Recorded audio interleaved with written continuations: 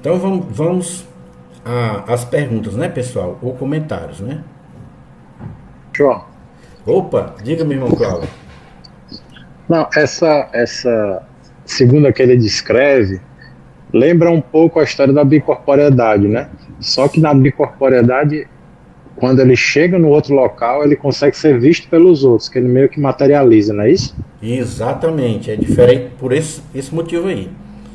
Na bicorporeidade, né, temos o caso do Santo Afonso de Ligório, temos o caso do Santo Antônio de Pádua e de outros espíritos que conseguiam fazer isso. Mas aí ele era visto lá, por isso que dizia bicorporeidade, porque ele era visto em dois lugares ao mesmo tempo. Nesse caso aqui, a dupla vista é apenas a visão ou é apenas a visão do espírito, né? Ele vê em espírito, ele não vê fisicamente com os olhos do corpo, né? Mas ele não é visto lá, é diferente. Muito bem, Cláudio, muito bem lembrado, meu irmão. Olha como é interessante, pessoal. A gente às vezes acha que tudo é a mesma coisa, é tudo do mesmo jeito. Não é. Kardec destrinchava tudo, ele entrava nos detalhes, entendeu? Então, portanto, se deve, quando se ouve falar de fenômeno espírita, ou quando algum médium ou algum espírito traz uma informação, a gente deve comparar com o que já foi dito por Kardec. Você tem que comparar, tem que analisar aquilo. Você não pode acreditar de primeiro naquilo que o espírito fala, pessoal. Não pode. Sob o risco de você estar entrando em erro, em acreditar numa fantasia, como é o caso do espiritismo hoje em dia no Brasil. É muita fantasia.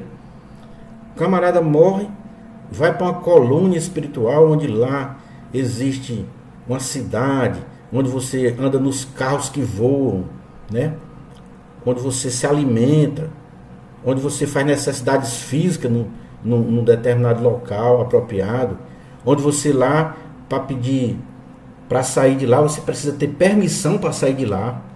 Não existe isso. O espírito ele vai onde ele quer, pessoal. Ele é livre, por isso que ele é espírito.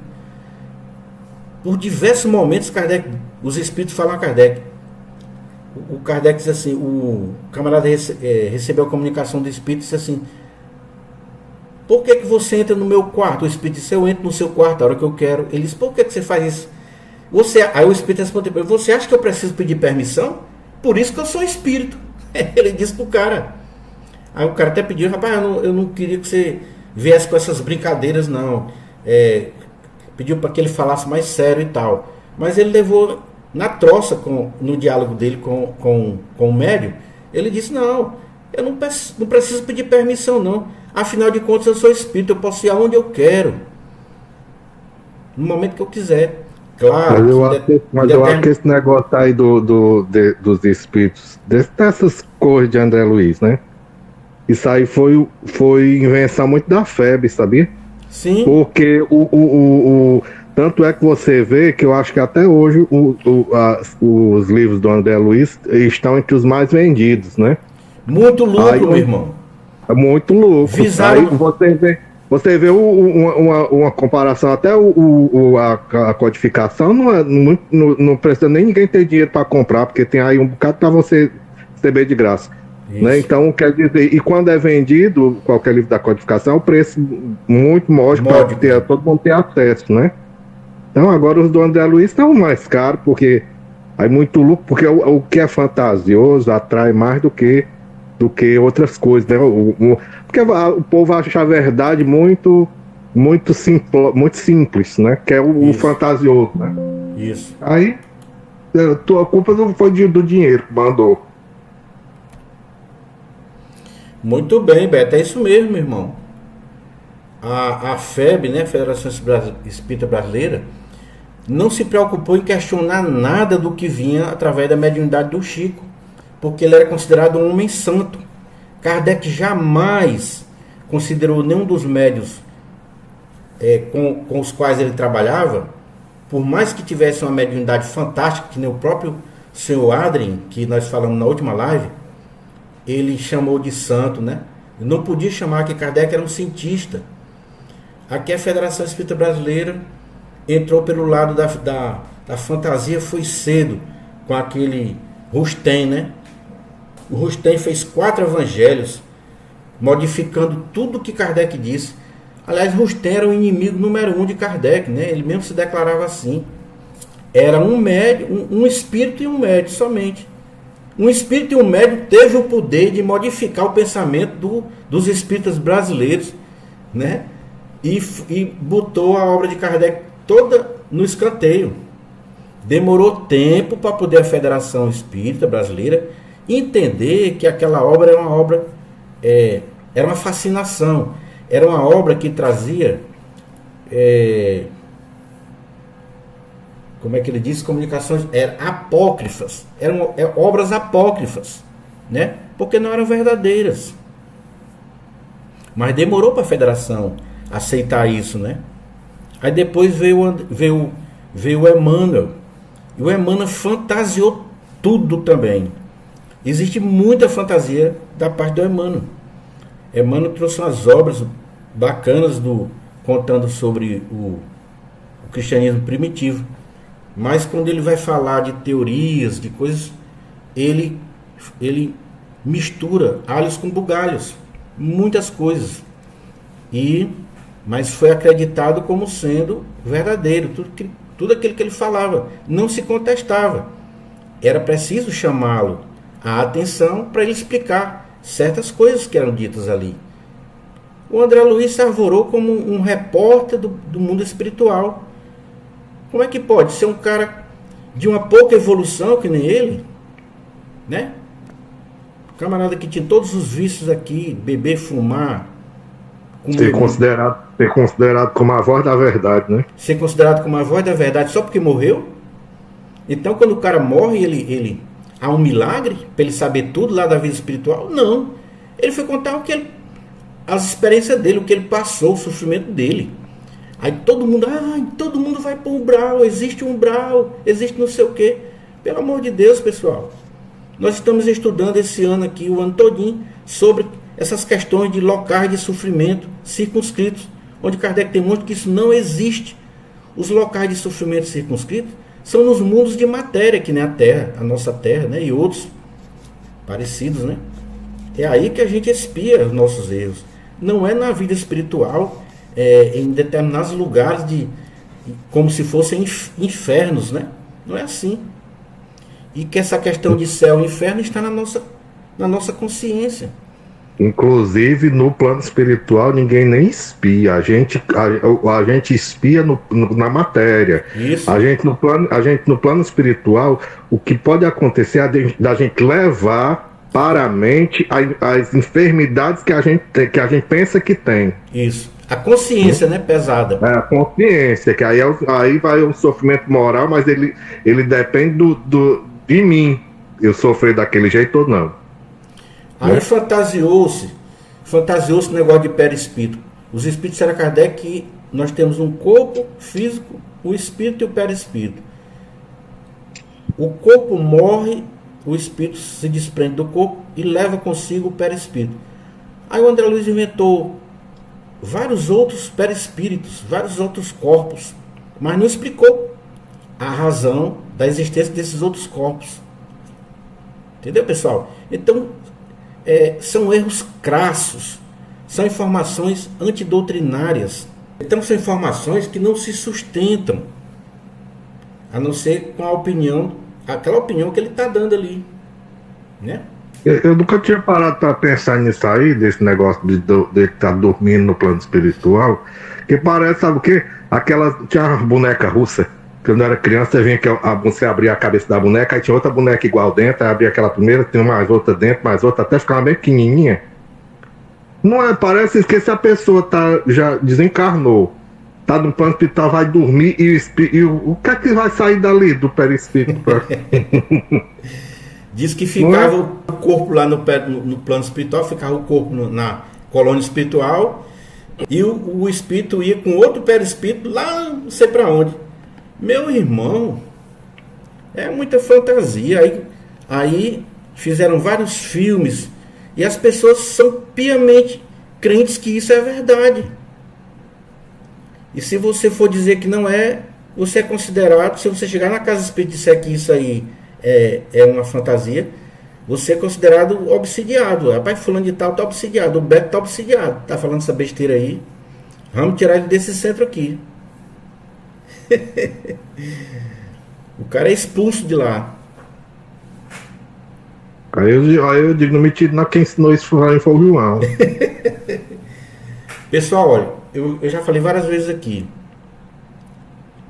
que eu, particularmente, não me orgulho disso, mas o que eu aprendi em Kardec, eu falo, seja onde for que precise ser falado, entendeu?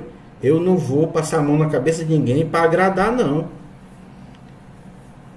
Em reunião mediúnica que eu participo, se o médium cometer algum deslize e eu chamar a atenção dele, e ele ficar com raiva de mim, problema dele. Problema dele. Eu vou ter que chamar, porque é o papel de quem está dirigindo aquela reunião. É o papel daquele que conhece. É transmitir o conhecimento. Não é isso, pessoal? E não ficar com medo de desagradar a pessoa. Não, isso não existe. Diga. Qual seria o tipo de deslize que um médium poderia cometer na reunião mediúnica? Tipo de deslize? Quem estava aprendendo. Muito bem. Eu já contei isso aqui algumas vezes, né? Nós estávamos numa mediúnica. Uma senhora lá tinha muita vontade de falar da outra, ou dizer umas verdades que ela achava que eram verdades, né? Para aquela outra médium que estava na mesa. E ela disse assim: eu estou vendo um irmãozinho que chegou agora, que está presente na reunião. Primeiro de tudo, ela humilhou, ela se sentiu mais importante do que o espírito, né? Chamou o espírito de irmãozinho. Ninguém deve chamar espírito de irmãozinho, pessoal. Mas aqui, em muitas casas espíritas, o povo se habituou a chamar espírito de irmãozinho, né? E isso humilha o espírito. Eu já vi uma pessoa tratar o espírito como irmãozinho e o espírito disse assim: quer dizer que eu sou irmãozinho? E você é o que, meu irmãozinho? Eu já vi espírito responder isso para um dialogador. E foi bem feito, né? Então, você deve falar com o espírito, chamar ele de senhor espírito, não de irmãozinho. Ou então de meu irmão, é outra coisa. Se ele aceitar ser chamado de meu irmão. Aí a mulher disse assim: eu estou vendo um irmãozinho aqui presente, dizendo que a dona fulana de tal, que está aqui na mesa, deve doar mais o pão. Olha só, aquela senhora era uma senhora distinta, uma senhora tinha uma vida econômica boa, né? Muito bem casada, tinha um salário bom e tal. E a outra mulher achou que devia passar na cara dela que ela devia doar mais o pão, ou seja, chamou ela de pão duro e que ela não praticava caridade. Meu amigo, como é que você acha que ficou aquela reunião? Tu acha que a mulher lá ficou satisfeita ouvindo isso? Quebrou toda a harmonia da reunião e eu disse assim mesmo: pelo amor de Deus, não diga mais nada do que você está vendo aí, não diga. Quando terminou a reunião, eu chamei ela na chincha e disse assim: que história é essa de dizer que viu um espírito? Chamou o espírito de irmãozinho e veio dizer que ela disse: não, porque? Eu digo: não diga, se você vê, não diga isso. Mesmo que você veja, não diga. Porque você tinha... Aí eu falei a verdade para ela. Se você tinha vontade de falar isso para ela, falasse pessoalmente, mas não no momento daquele, ainda mais usando o subterfúgio de que estava tendo uma visão espiritual. Que é isso? Entendeu? Então eu chamei a atenção dela de forma correta, entendeu, Érico? Ela ficou chateada comigo por conta daquilo. Passou foi tempo sem ir na reunião. E era uma reunião que era a primeira reunião que eu estava indo naquela casa espírita, dirigindo uma mediúnica. Porque tinha o que? 1 era 2 semanas que eu tinha chegado lá em Goiás. Que eu tinha chegado naquela casa espírita lá em Goiás, cidade de Araguaína. Agora me lembrei de uma reunião mediúnica que eu fui no Aquiraz, muitos anos atrás, mas eu não participava da mediúnica não, mas a mediúnica lá era aberta ao público, né? E tinha 2 senhoras que elas faziam, o cara falou agora em senhora, eu me lembrei disso, que elas faziam não sei quanto tempo que estavam intrigadas as duas, sabe? As duas médium. Só que tinha uma que já estava se coçando para querer voltar a falar com... que as duas se juntavam para ficar fofocando dos outros, sabe? Aí numa dessas divergências de fofoca, ficaram intrigadas, né? Aí a que era menos renitente, né? Tava já doida se coçando, querendo voltar a falar. Aí lá, vamos, entre aspas, incorporou um espírito, aí disse de jeito para o dirigente da mesa, né? Disse, eu queria ter permissão, eu queria que me desse permissão para eu chamar o anjo de guarda daquela irmã, com a outra também na frente dela na mesa, né? Para um entendimento. Ele disse, pode chamar. Aí a outra ficou já se tremendo como tivesse abaixando o anjo da guarda, né? Aí disse, irmão, vamos fazer as pazes entre esses aparelhos. Aí a outra, quando viu que era isso, fechou a cara, com os olhos fechados, você via logo com a cara fechada dela dizer, eu não me meto em briga de ninguém, não. E por mim vão continuar intrigados. Rapaz, tu já pensou que um anjo da guarda não diz um negócio? Eles por mim vão continuar intrigados, sabe? Ela falou como se fosse a resposta do anjo da guarda, como se fosse o anjo da guarda, sabe? Aí digo, como é que um espírito manda chamar o anjo da guarda outro por dois fazer a paz dos aparelhos? Isso é folclórico, pessoal, isso é folclórico, isso é muito bacana. Então, entendeu aí, Érico? Então, fatos como esse ocorrem, meu irmão, durante uma mediúnica. Não que ocorre, não é comum isso, mas pode vir a ocorrer numa mediúnica mal orientada. É por isso que, para mim, iniciar um grupo mediúnico, eu preciso primeiro passar 2, 3, 4 meses, se for preciso mais, orientando os médios de como é o trabalho mediúnico. Eu tenho que disciplinar aqueles médios primeiramente, para depois a gente iniciar um trabalho de intercâmbio. Não pode ser assim a 3x4, né? Pega os médios assim no laço, vem para cá, se manifeste aí. Não, não é assim. Você tem que fazer todo um preparo de recolhimento, de harmonização, de homogeneidade, para poder pedir que os bons espíritos venham, senão não vem bom espírito. Porque a homogeneidade, ou seja, aquela harmonia, é o fluido vital. Kardec, os espíritos comparam, falando com Kardec, que é o fluido vital de uma mediúnica. Para nós, o que é o fluido vital? É a vida, a nossa saúde, depende do nosso fluido vital. O fluido vital de uma mediúnica é a homogeneidade, é a harmonia, é os pensamentos idênticos que tem que ter ali. Não pode ter ninguém com raiva do outro, que discutiu, que não sei o quê. Ali, meu filho, é melhor não ir para a reunião. Vamos terminar a reunião, não vai ter hoje, porque não vai funcionar. Não vai vir bom espírito.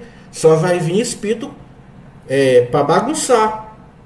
Qual é o sentido de uma reunião mediúnica cheia de espírito para bagunçar? Não existe. Não existe sentido numa reunião dessa, entendeu? Então muita gente faz mediúnica, mas não analisa essas questões. Faz assim na marra, 3x4, e não é para ser assim. Entendeu? E também o próprio médium, com a prática, aprender a controlar suas manifestações, as manifestações do espírito, e não ser controlado por elas, né? Isso. Por exemplo, vem um espírito com um instinto de vingança, de raiva, querendo avançar, querendo quebrar, querendo fazer acontecer, gritos, acontece muito em mediúnica com médium inexperientes, né? Isso. Aquela gritaria, bater, dar murro na mesa, isso aí é tudo questão e boa vontade do médico também, porque isso. Tem muito, criou-se muito esse negócio em trabalhos mediúnicos, não é só no centro espírita não, de que o médium melhor é mais forte, aquele que grita mais alto, aquele que a manifestação é mais, né, que fica se batendo todinho, aquilo ali tá uma vibração muito grande, tem uma energia muito forte, né? Então, isso que o Beto está falando, Eric, é o seguinte, que Kardec orienta, né? Todo médium inconsciente, ele deve lutar, se esforçar para se tornar médium consciente, ou seja, capaz de compreender que tipo de espírito está vindo, e isso ele faz com o passar do tempo, ele vai desenvolvendo sua mediunidade, para poder ele, de certa forma, não permitir que o espírito faça aquilo que ele quer fazer. Ou seja, virar uma mesa, virar uma cadeira, dizer palavrão. Então o médium é o trabalho que o Júlio, por exemplo, a Ana Tardivo, esses que trabalham nos laboratórios, precisam ter para exatamente orientar os médios, para não se deixar levar à vontade do espírito. Por exemplo, O papel principal de um médium que começa a desenvolver mediunidade numa reunião mediúnica é você não deve, como orientador, permitir que ele receba qualquer espírito, não deve. Ele não pode participar de uma mediúnica já como se estivesse trabalhando, não pode, que é as primeiras reuniões que ele está indo. O espírito que tem que se comunicar através dele é o seu anjo de guarda, é o seu guia espiritual. Aí a pessoa, ixi Maria, é muito difícil. Não, não é difícil. Eu já falei várias vezes com o anjo de guarda do médium. É a coisa mais simples que tem. Aí vem um espírito querendo se comunicar, mas você vê que é um espírito sofredor e tal, ou que quer bagunçar. Aí você diz para o médium, não receba. Não se concentre para esse espírito aí não. Ore, peça que venha seu guia, peça que venha seu anjo de guarda. E aí... Nos laboratórios vem muito espírito sofredor, muito espírito machucado, Isso. Mas aí e a gente sente essa tristeza, essa dor, tudo que ele passa vem pra gente, né? Então você tem que saber conduzir esse tipo de comunicação, orientando para que o médium não deixe vir esses espíritos. Porque não tem nenhum sentido ver esses espíritos através desses médiums. Tem que vir primeiramente o anjo de guarda, o guia espiritual do médium. Quando o guia espiritual vem no início é difícil. Não é porque é o guia espiritual que vai vir falando com maior facilidade, não vem. Porque até a identidade fluídica desse espírito com o médium ainda não está estabelecida. A identidade dele com o médium está, porque é o guia dele, isso aí, desde que nasceu, às vezes até da vida anterior, eles são unidos. Mas para haver a comunicação mediúnica, para haver a sintonia mediúnica, muitas vezes é uma coisa que demora um pouquinho a se estabelecer essa identidade fluídica. Aí, no início, o guia vai falar com dificuldade, até por conta da dificuldade do próprio aparelho mediúnico, o instrumento que é o médium. Aí depois ele vem e fala com mais facilidade, aí vai melhorando. Chega um momento que ele vai falar de forma tranquila. Aí sim, esse médium, quando começa a receber o guia dele de forma mais tranquila, aí ele já pode iniciar um trabalho recebendo outros espíritos, mas sempre bem orientado pelo dirigente do trabalho, entendeu? Mas assim, é comum se ver nas casas espíritas, seja elas quais forem, existem muitas que fazem isso, o médium está na situação ainda, aliás, não é o médium, a pessoa que desenvolve a mediunidade ostensiva, é muito aflorada nele, e ele não tem controle sobre aquilo. Aí no lugar dele fazendo primeiramente um tratamento, porque às vezes ele está numa situação obsessiva, né? Tem espíritos querendo perturbar ele, é por isso que ele procura a casa espírita, e ele chora, e ele sente medo, e não sei o que e tal. Aí jogam ele dentro de uma mediúnica. Não pode, não é recomendado. É importante que ele primeiramente faça um tratamento, seja que demorado como for, ele tem que fazer um tratamento, e depois, quando ele for para um laboratório, ser chamado o guia espiritual dele. Vai demorar 1 mês, 2 meses, não importa, vai demorar. Mas tem que ser assim, pessoal. Viu? Não é botando ele jogando, é como jogar ele na jaula dos leões. É a mesma coisa. É meio que você pegar uma pessoa e jogar na jaula dos leões. Mesma coisa, não tem diferença. Porque ele não tem domínio sobre o plano espiritual ali, dos espíritos que estão próximos dele. Não tem. E os espíritos só querem uma ocasião para se vingarem dele, né? Para fazer ele sofrer, meter medo nele. Eu tenho essa experiência porque eu quando trabalhei em laboratório mediúnico, teve um irmão que ele, por mais que ele tentasse um controle mediúnico, ele não conseguia. Ele saía apavorado da reunião. E o médium não é para sair apavorado de uma reunião, mas ele saía com dor de cabeça, ele saía com mais medo do que quando ele chegava. E tinha às vezes que ele queria desistir. Chegou um ponto dele desistir. Parou de ir para a reunião. Ele simplesmente parou de ir porque não aguentava, não suportava. Alguma coisa está errada nessa reunião. Não é para ser assim. A reunião para ele ali tinha que ser, a doutrina, ela é consoladora. Tinha que consolar aquele cara através de uma instrução correta e não jogar ele na cova dos leões. Entendeu? Que foi o que ocorreu. Diga, Beto. E eu acho que tem uma coisa que é, pelo menos na minha opinião, né? Para mim, Beto, uma das coisas mais importantes para o médium no trabalho mediúnico é a vontade de ajudar, de contribuir, aliada à humildade, porque assim, uma coisa que pega muitos médicos é a questão do orgulho, é não querer errar, é querer estar sempre certo, passando informações dos espíritos certos. Isso aí não vai acontecer, principalmente no começo. É como você andar de bicicleta, você não vai pegar a pessoa que não sabe andar de bicicleta, não vai pegar uma bicicleta e vai sair voando de uma vez, não. Ela vai cair muitas vezes antes de aprender a andar. Então a gente vai aprender na manifestação mediúnica, dentro de um grupo mediúnico, a gente vai aprender que muitas vezes, para a gente poder ser mais fiel à comunicação dos espíritos, a gente vai ter que ter uma estrada bem grande atrás da gente de erros. Agora, o que importa muito é a boa vontade, porque toda vida que você vai, se você tem a mediunidade ostensiva, e se você vai para uma mesa mediúnica com vontade de servir, de ajudar com humildade, você pode ter certeza que você vai estar bem assistido, vai ter bons espíritos lhe assistindo.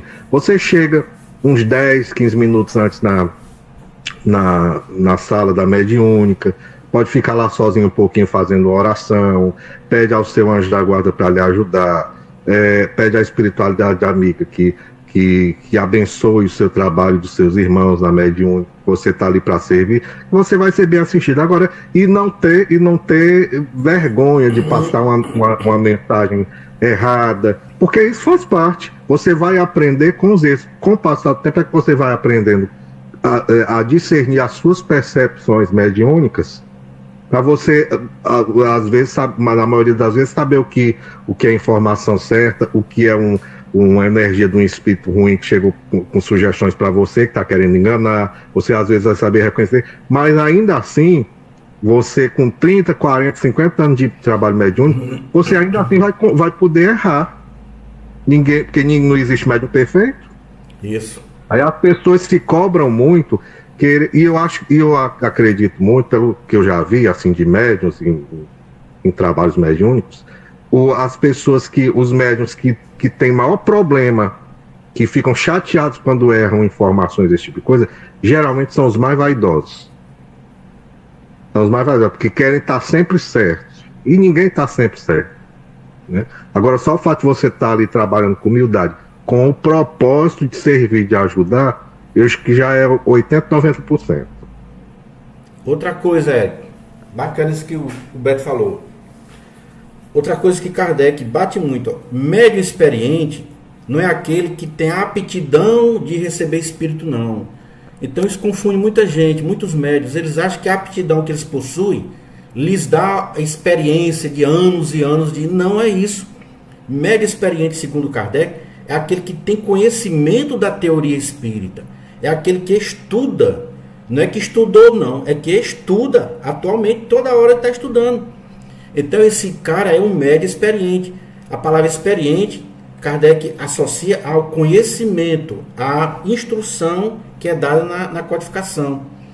Mas é muita gente, não, eu sou um médium experiente. Experiente como? Não, porque eu sei receber espírito. Ou seja, ele é um cara que ele tem a aptidão mediúnica, mas ele não tem experiência. A experiência não é o passado dele, não. A experiência é a leitura, é o conhecimento teórico da doutrina, segundo Kardec. Se eu estiver errado, me corrijam. Aprendi com o André Luiz, hein? A experiência aprendi com o André Luiz. Ai, meu filho, lascou. Você vê um irmão dizer assim, não, numa reunião mediúnica, existem guardas com lanças cercando aquele grupo mediúnico, que não permitem espíritos perturbadores entrarem ali. Aí eu perguntei, meu irmão, você viu isso aonde? André Luiz que conta no livro Nosso Lar. Pelo amor de Deus, não existe isso, rapaz. Os espíritos permitem que os espíritos perturbados entrem numa mediúnica para testar quem está ali. É a coisa mais comum do mundo.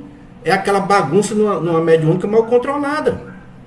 Por quê? Primeiramente, a gente leva os espíritos que fazem parte do nosso convívio, né? Que é o meio que anda conosco. E segundo, aqueles que vão lá para bagunçar, que tem toda a intenção de encontrar uma brecha para poder entrar e atrapalhar a reunião. É isso que acontece. Entendeu, pessoal? Ô, Joãozinho, aí isso tem um livre-arbítrio, né? Sim, eles têm a escolha deles. E se eles encontram brecha, eles vão. É só o que eles querem. É por isso que Kardec diz, não chamar nenhum espírito em particular, ou seja, não evocar, é você deixar os outros todos à vontade para virem. É você abrir a porta e dizer, pode entrar quem quiser. A bagunça está feita, meu amigo. Não tem para onde correr. Entendeu?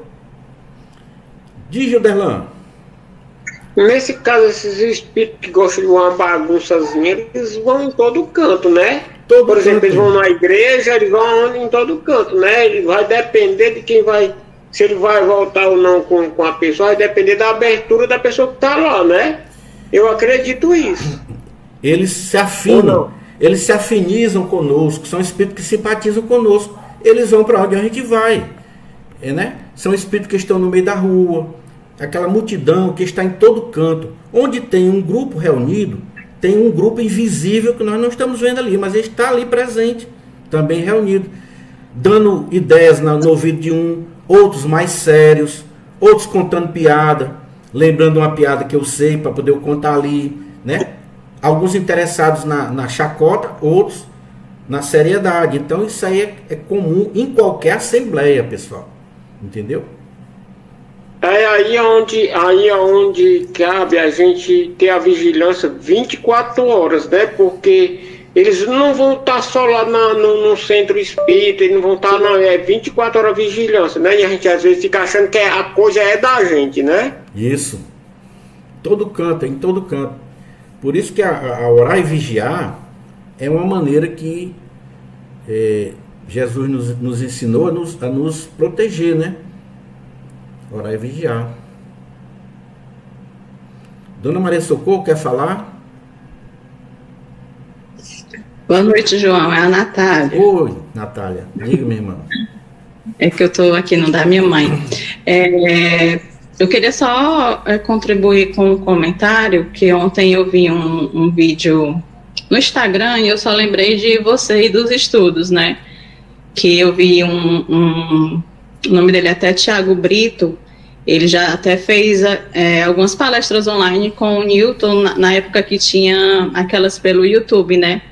E aí ele comentou que o movimento espírita veio se perdendo um pouco quando se acredita ou se fala só nos mentores de Chico Xavier e de outros, né? As pessoas não estão se baseando por Kardec. E até no início da fala dele, ele disse que isso era um pouco polêmico, justamente por conta disso, né? Porque as pessoas, vamos dizer assim, têm uma certa ainda crença dentro de si, voltada, assim, semelhante ao catolicismo, assim eu posso dizer, isso, de ver uma pessoa e imaginar ali ser como um santo, né? Não ter aquela visão crítica. Santificam, né? Santificam os médios, eles santificam os médios e os espíritos. Isso, não é você criticar os mentores, André Luiz ou Emmanuel, esse tipo de espíritos que veem com informações, mas é você ter uma visão crítica e ter o discernimento, né, como a minha mãe está falando aqui, de estudar o espiritismo realmente baseado no que Kardec nos trouxe, porque as pessoas comentam assim, mas há mais de 100 anos, não sei o quê, mas 100 anos é muito pouco para a espiritualidade. Não quer dizer nada. Né? É muito pouco. Então, a gente realmente está engateando no espiritismo. Isso. Eu, particularmente, imagino, esse é um pensamento meu, que essa queda que eles dizem que o espiritismo teve, né, na sua frequência, nas pessoas, nos jovens que não tem mais na casa espiritual e tal, é exatamente por isso. É por um espiritismo sem base em Kardec, né? São informações que entram em contradição. Cada um quer explicar ao seu modo como as coisas existem, como são as teorias. Cada um quer explicar do seu modo. Eu acho que é assim, eu acho que é assado. Aí isso aí enfraquece, não enfraquece a doutrina em si, mas enfraquece aquele movimento em torno daquela doutrina. E é preciso que então haja uma revisão disso daí, um entendimento maior a respeito do papel do espírita brasileiro, que confundiu tudo com essa religiosidade, fazendo altares para médiuns, fazendo altares para espíritos, né? Tem casa espírita que tem altar para Bezerra de Menezes, que tem, por quê? Como você disse, nós espíritos, eu mesmo vim da igreja, então a gente traz aquele costume. Se eu não tivesse estudado a doutrina desde cedo, talvez eu tivesse um santinho aqui do Bezerra de Menezes, o outro do Chico Xavier. Eu já tinha mandado fazer, para orar todo dia. Então é isso, é os costumes que a gente traz. Entendeu? É isso aí. Está enfraquecendo o movimento.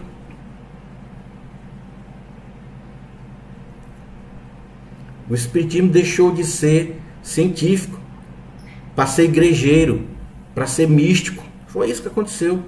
Diz, Juliano. Eu gosto sempre hoje, toda vida uma coisa, eu faço uma reuniãozinha comigo mesmo, isso ficou até automático. Hoje, por exemplo, eu acho que eu fiz um erro. Por exemplo, eu fiz o evangelho aqui, no caso que eu fiz bem cedinho, e fui aqui no meu quintal com as plantas. Aí de repente me veio um pensamento de dar uma ideia que o meu erro foi esse, dar lá na casa espírita que eu aqui na minha cidade, na casa espírita que eu frequentava e tal, que eu fazia trabalho mediúnico com eles, e me veio de dar que não era para mim ter feito isso, me veio um pensamento forte de dar uma ideia para eles que eles não fazem. Por exemplo, aí no lado de Clara, aquelas cartazinhas, aquelas psicografias que tem tipo de um espírito que está falando, não direcionado a ninguém, é um coletivo, por exemplo, um despertar. Não sei se eu tô sabendo me colocar. É tipo assim. Uma instrução geral, né? Tipo assim, o Espírito está falando que trabalhar o perdão aqui na Terra, que amanhã ninguém sabe se vai dar tempo, que está sofrendo, que achava que ia ter tempo de fazer aí na Terra e não fez.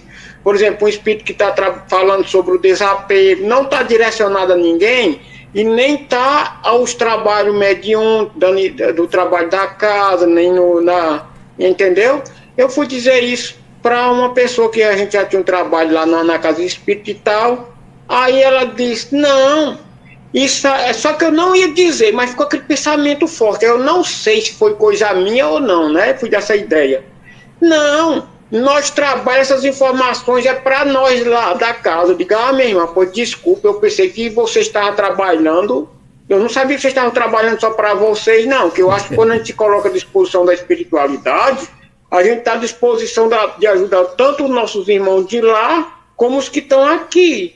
Quando a carta não é direcionada a ninguém, eu acho que esse desperta, esse alerta é tão bom para quem está aqui, que às vezes é só o que a pessoa está precisando ouvir. Mas eu peço desculpa, que eu não sabia não que eles estavam trabalhando só para vocês.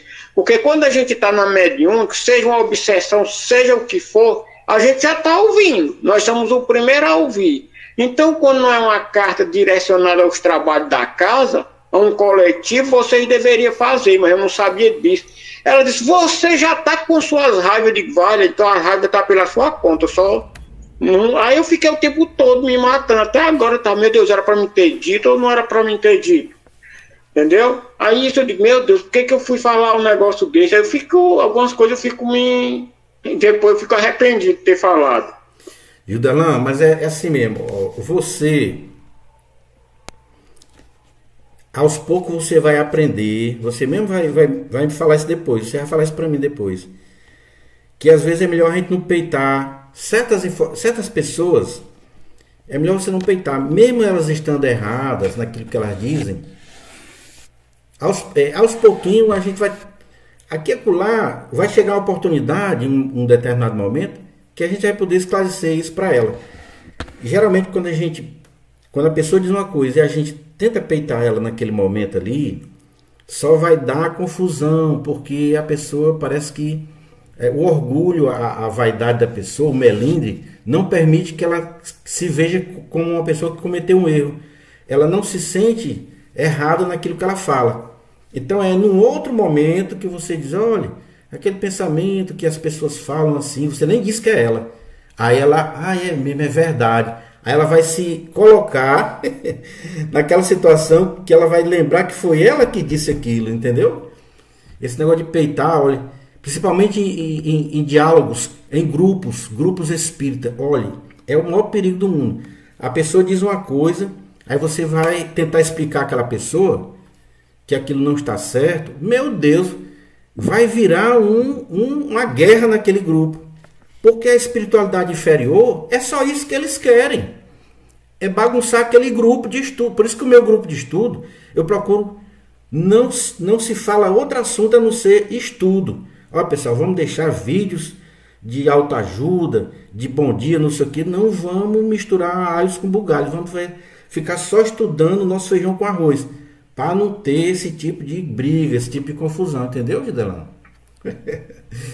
Mas o errado fui eu, que eu não sou mais nem trabalhador da casa, mas aí eu pensei nas pessoas que estavam lá, entendeu? Que servia tanto para as pessoas, mas o errado mesmo fui eu, que eu não tinha mais nada que tá dizendo lá, né? Pois é. Aí depois, entendeu? Mesmo eu querendo o melhor, mesmo não tinha nada para fazer isso. Mas tá bom, já passou. Vou só dar um exemplo aqui pro Érico que também veio aqui. Eu soube que numa casa espírita, até aqui da minha cidade, Maranguape, num determinado centro espírita, a dialogadora, quando o espírito se comunicar, ela diz assim, meu irmãozinho, aqui quem está falando, quem está correto aqui sou eu. Você que é o espírito imperfeito, é o inferior. O inferior aqui é você tem que me ouvir. E o espírito, vale-me Deus, o espírito foi com medo. Você que tem que ouvir e obedecer o que eu disser. Como é que pode a dialogadora, sem nenhuma educação e sem nenhum pingo de humildade, dizer isso para o espírito, né? Comunicante. O espírito, entre aspas, né? Que às vezes ali pode ser só o médium, né? Mas escrachava o espírito. Aí a gente escuta isso, se eu for tomar conhecimento disso, como eu tomei, chegar para ela e dizer, meu irmão, você está errada, não é assim, tal. Meu amigo, ali vai virar uma guerra, entendeu? Então a gente prefere, quando a gente escuta isso, fica quieto, né?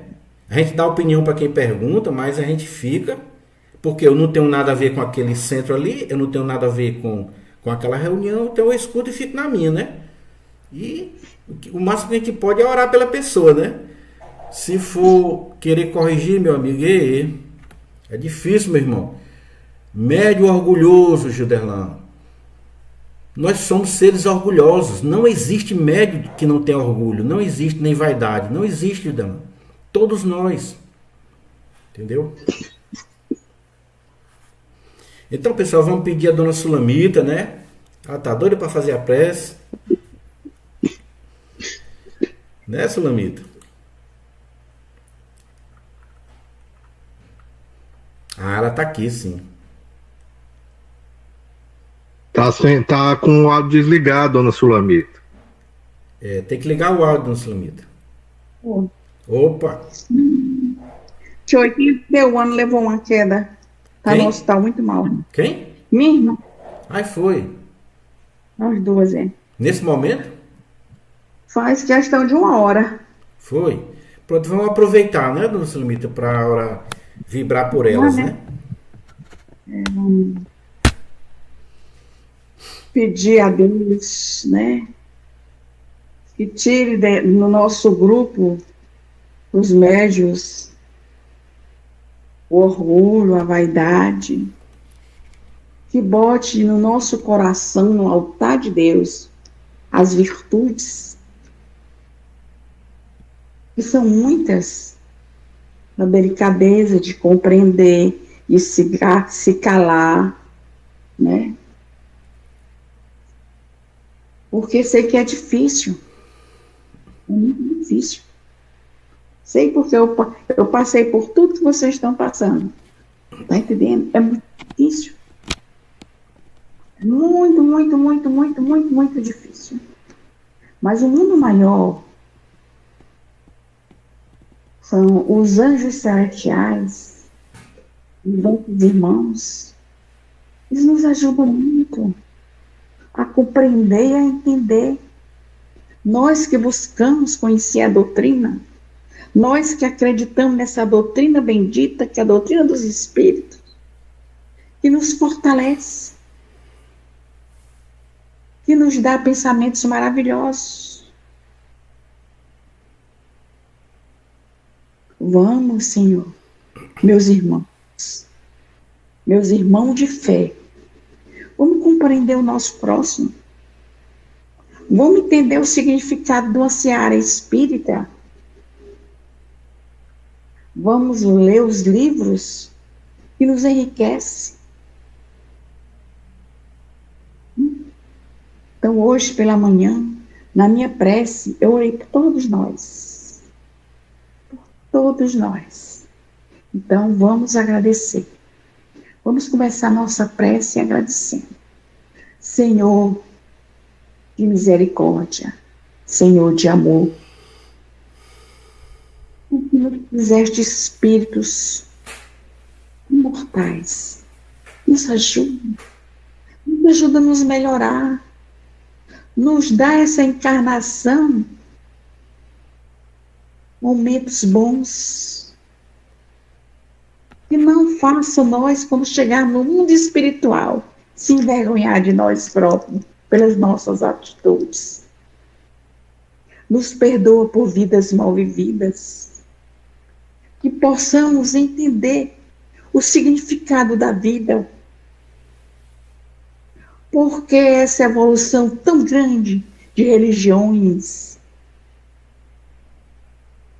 para conhecer a mesma Bíblia, para não irmos tão ignorantes de sabedoria espirituais. Nos ajuda aos nossos guias espirituais, que nossos lares sejam todos abençoados, nossos filhos, nossos vizinhos,